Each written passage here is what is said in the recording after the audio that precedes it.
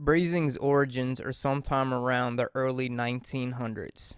With a hard sear on the outside and a low slow cooking on the inside, tough and inexpensive cuts can be turned into beautiful dishes, and you can dupe your friends into thinking you worked hard on dinner. So as we salt and pepper our lamb shoulder, let's go over the Maillard effect or Maillard reaction. The terminology depending on which one comes up on your Google search first, so we'll go over the Maillard reaction.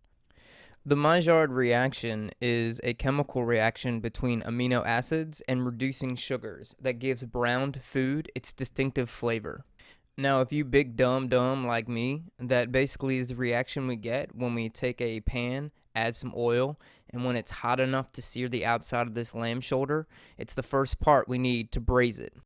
Let's take this time to salt and pepper the top side, and if you're me, your camera light just went out, so you're going to complain about it and take it off after this shot and throw it across the room and quit cooking shows forever. But we see here as we flip our lamb shoulder over to sear the other side, this is the Maillard reaction. Now we can also get a Maillard reaction by inventing a time machine and going back to 1912 and finding French chemist and founder of the Maillard reaction, Louis Camille Maillard, and telling him his mama is so stupid that when we said it was chilly outside, she went and grabbed a spoon and bowl. With both sides seared, let's transfer this lamb to an oven-safe container and let it rest. Now keep the pan that you seared this with and get yourself a wooden spoon so you don't scratch the bottom of it, because we're going to scrape up the bits that were left over. And then add some ingredients to make our braising liquid.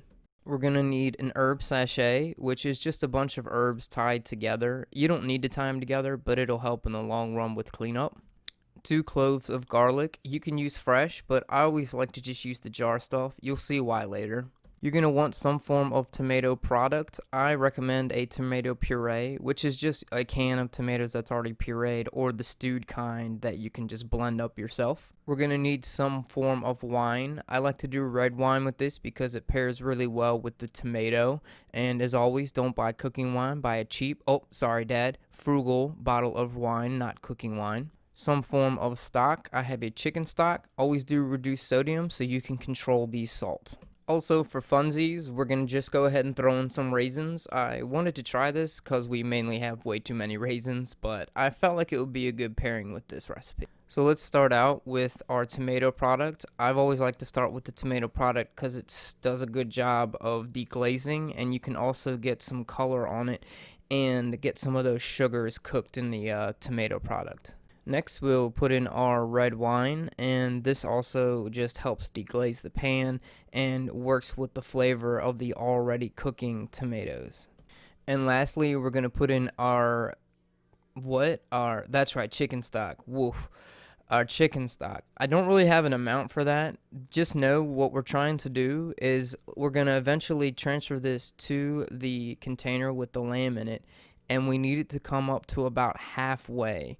And if you don't have enough liquid out the gate, it's okay to add a little more stock, even if it's cold, just to get up to that halfway point.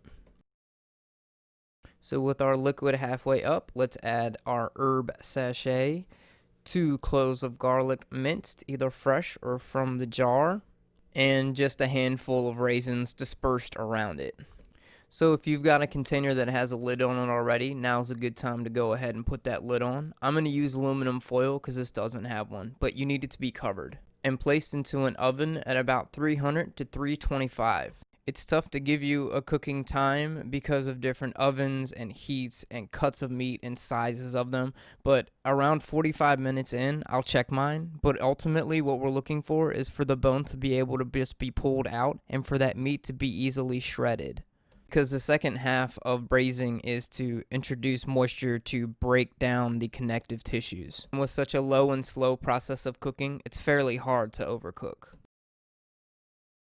So with the lamb deboned and pulled apart, we're going to go ahead and strain out the braising liquid and get out the sachet. But save everything else. The braising liquid is the best part and where you get all the flavor of a lot of recipes and when you go out to eat why your food is so delicious. This is why I use the already prepared garlic for this, because I'm going to reintroduce it and the raisins back into the lamb, and this way it's already minced and ready to go instead of having 2 big chunks of garlic cloves. So with our braising liquid now strained to the side, we need to get the fat off. So in other videos, I've showed you the other method of taking a ladle to scoop the fat off the top, but this is the I've been drinking and need to get dinner finished soon mode. So I put it into the freezer, which makes a fat cap, and you can just scoop it right off the top, leaving the braising liquid underneath. And all we need to do is put this back over some low heat.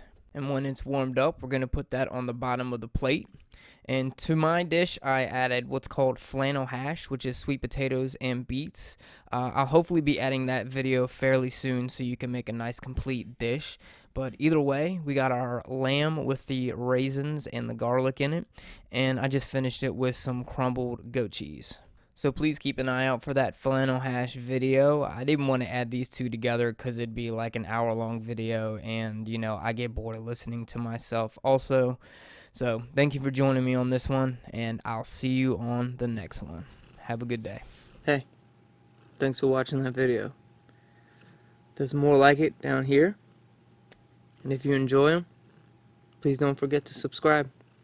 Till next time, you came, you sauteed, you conquered.